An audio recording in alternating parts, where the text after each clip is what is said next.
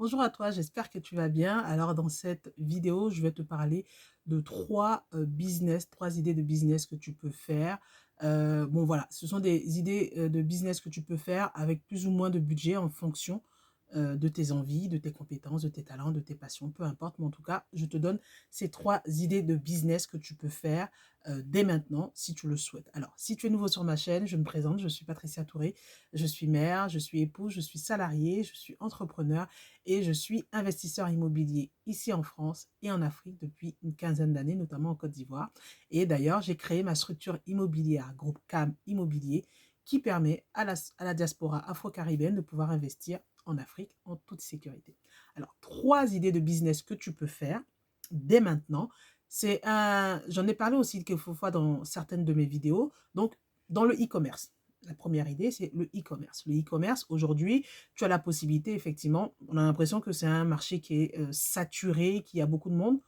Oui et non, je dirais, parce que, par exemple, en Afrique, le e-commerce débute simplement. Il y a des continents où le e-commerce débute. En France, on n'est pas forcément saturé par rapport à ce type de business-là. Et en plus, de plus en plus d'entreprises se digitalisent, c'est-à-dire qu'elles vont vendre de plus en plus sur Internet, vendre leurs prestations, vendre leurs services, vendre leurs produits sur Internet. Donc, on a cette possibilité de monter sa société de e-commerce. On peut faire du dropshipping. Bon, vous regardez sur Internet ce que ça veut dire. Vous pouvez faire du dropshipping, vous pouvez faire du e-commerce. Et en plus, aujourd'hui, vous n'êtes même plus obligé d'acheter le produit pour le vendre, notamment le dropshipping. Vous pouvez faire aussi le dropshipping en physique, c'est-à-dire que si tu es au pays et que tu as des marchés à côté de toi et que tu as des produits qui sont intéressants, tu vas juste t'arranger avec le commerçant, tu fais quelques photos, tu les proposes. Dès que quelqu'un achète, bah, dès que quelqu'un commande, tu vas acheter le produit et voilà, comme ça. Donc voilà, tu peux monter ton commerce en ligne directement de façon digitale. Donc ça, c'est la première idée que je te propose. La deuxième idée que je te propose, c'est l'affiliation. L'affiliation de produits, de services, de logiciels, peu importe, mais en tout cas l'affiliation. C'est quoi l'affiliation? C'est-à-dire que une entreprise vend des produits ou des services ou des formations, et toi, tu lui demandes justement d'avoir son lien pour vendre son produit. Donc, quand un client vient par ton biais, à travers ton lien, et achète ce produit-là, donc toi, tu es rémunéré, tu as une commission, justement, par rapport à cette formation-là, par rapport à ce produit-là. Donc, c'est-à-dire que une fois que tu as mis en place ce système-là, tu peux prendre plusieurs liens d'affiliés, les mettre sur un site internet, surtout si tu as un blog ou quoi que ce soit, et ce qui fait que quand quelqu'un clique sur ce lien-là et va acheter le produit, toi, tu es rémunéré en fonction d'un certain pourcentage de commission. Donc ça, c'est quelque chose que tu peux faire, même, je pourrais même dire, même sans rien, juste une connexion, un téléphone ou un ordinateur. Donc voilà, c'est la deuxième idée que je te propose. Ça reste toujours sur le digital et Internet. Troisième proposition que je te fais, c'est quelque chose qu'on n'entend pas parler souvent, c'est la reprise d'entreprise. En fait, vous avez la possibilité, soit vous créez une entreprise ou soit vous reprenez une entreprise existante.